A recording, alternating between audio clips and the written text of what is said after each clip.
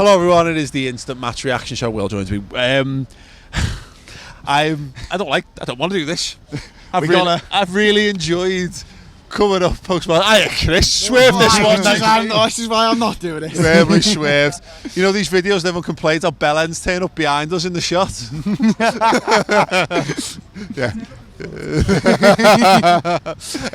Yeah. I've had so much enjoyment from this season of just finishing games. Liverpool played really well or not played really well and we've taken the win. I think first and foremost, let's not get sucked into the denigrating this competition kind of thing. Yeah.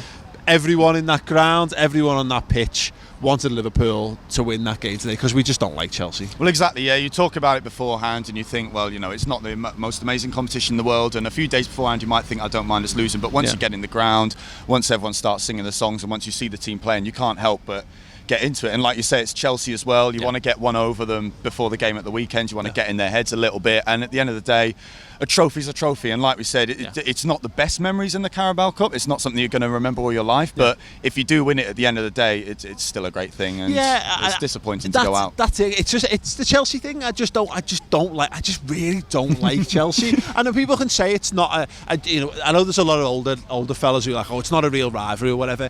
But then again, I suppose they would probably think Arsenal are a bigger rival than Chelsea because obviously, you know, the back end of the 80s and what have you. I just don't like Chelsea. I really don't. And my prime was those rivalries between, you know, Rafa and Mourinho and what have you.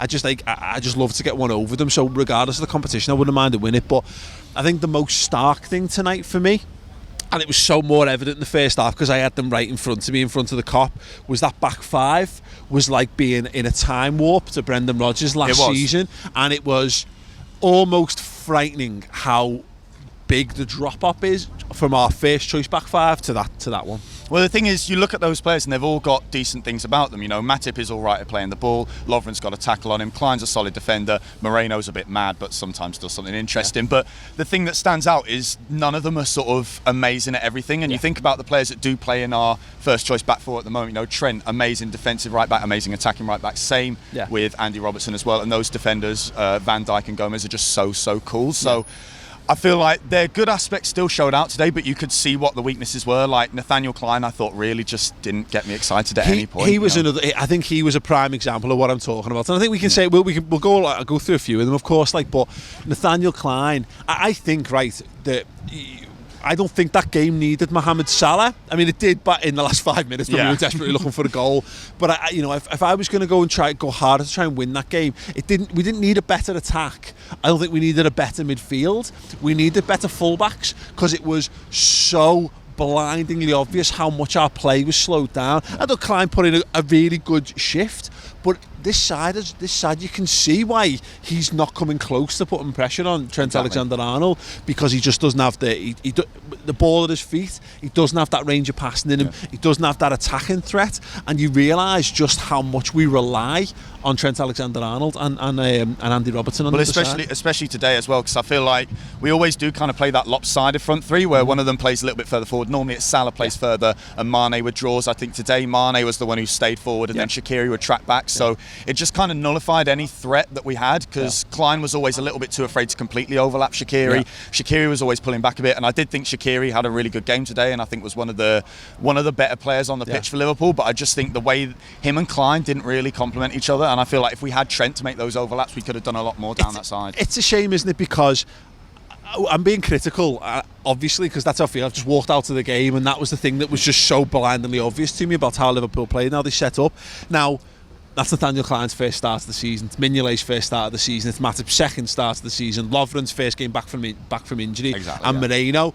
Now, but the problem is that it was like a cavalcade of all the players that have made all the fellas in the Kop piss their pants over the last 4 years. All came out in a row in front of them. And look, again, like I say, there are extenuating circumstances, and when I've had time to watch it back, I'll maybe be able to be a bit calmer on it, of course. But Alberto Moreno, he's the obvious fall guy there. He's the one player in that team that is the most disliked by Liverpool fans as well.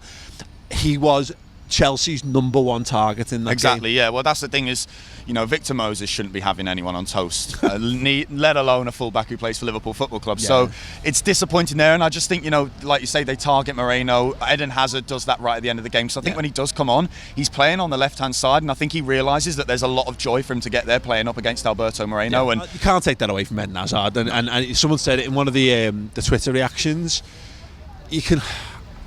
I almost don't mind losing to a goal of that calibre, because if a Liverpool player scored that, you'd be like cream in your pants. He's world class. That's why they brought him on.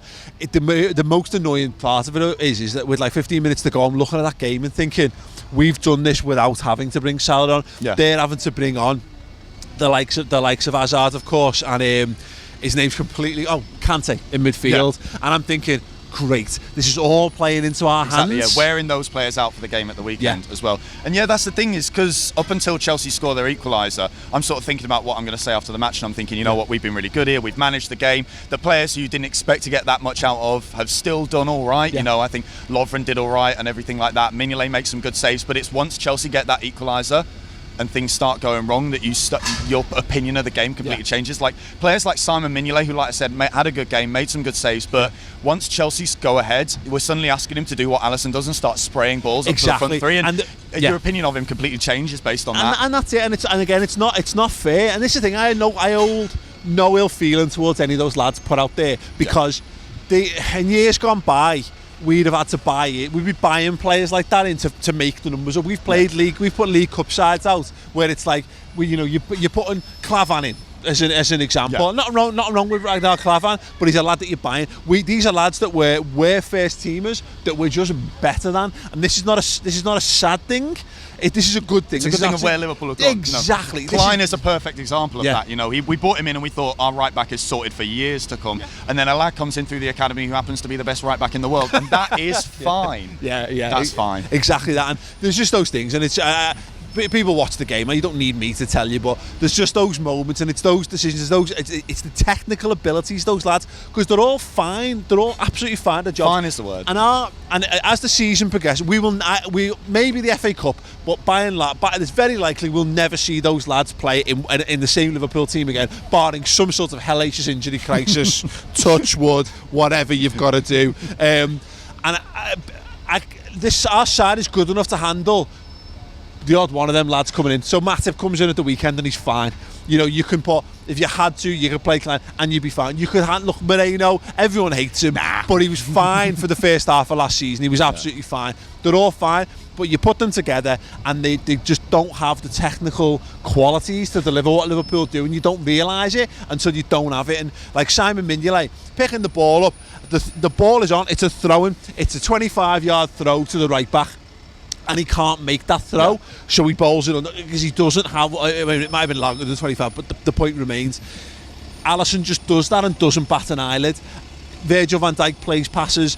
I think Matip actually got it in his locker, to be fair, but so much of our play ended up at Dejan Lovren's feet, and I'd forgotten. I like Dejan Lovren on the right hand side alongside Virgil van Dijk, but as playing the Van Dijk role, again, it doesn't work, does it? No. And that's what I mean about the fact all these players have got decent skills in them. Like I said, Lovren's a good tackler, he's a good front foot defender, but we're asking, when those players all play together, like you said, and we're not going to see that probably again this season, their flaws get exposed because none of them are all-rounders. So like you say, if Matip comes in a game, if we played Klein in Naples, or if we played Dejan Lovren even against Man City in a week and a half's time, then they'd probably be all right, and that's okay. But at the end of the day today, we saw Liverpool's squad probably stretched to a limit. We won't see it again this season, because we're never going to play a game in a tournament like this again up against a team as good as Chelsea. The next time we're going to rotate this level will be FA Cup, where it's probably going to be a League Two side or something like that. Definitely going to get Chelsea again, aren't we? I haven't said all that. Daniel Sturridge, just briefly then.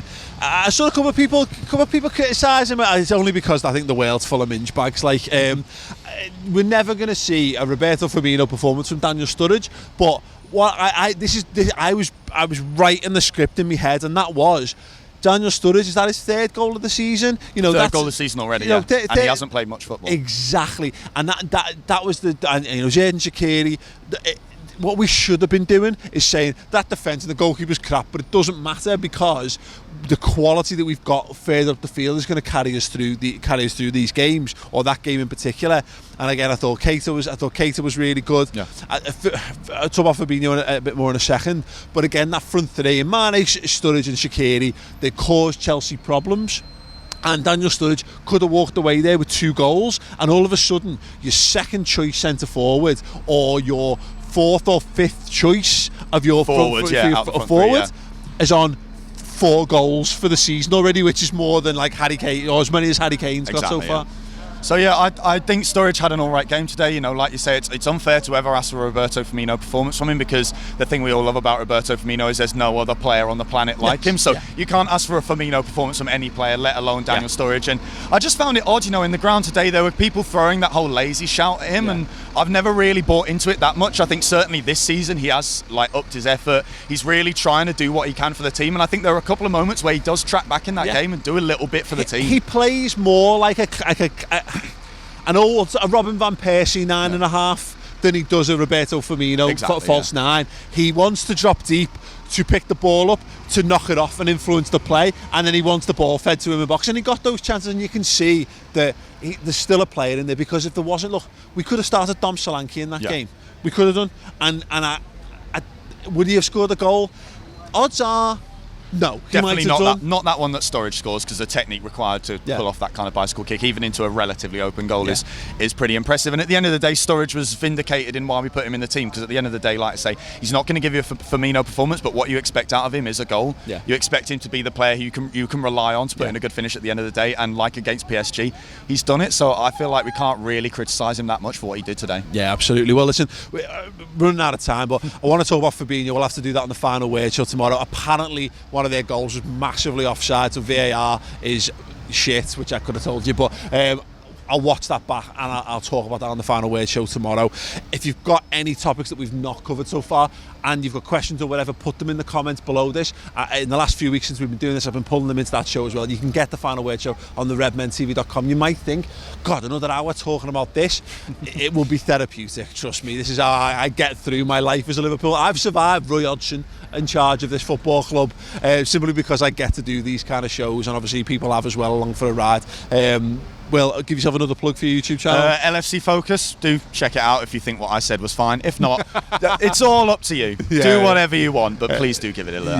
Give it a shot. We'll put an annotation at the end of this video so you can click to and follow more of Will's videos. But get over to redmentv.com for the final word show. It's free for the first month. Try it, as well as all of the other amazing content, including the exclusive interview with Bruce Grobbelaar coming up soon as well. It's a belter. You should get on it. I hope to see you there.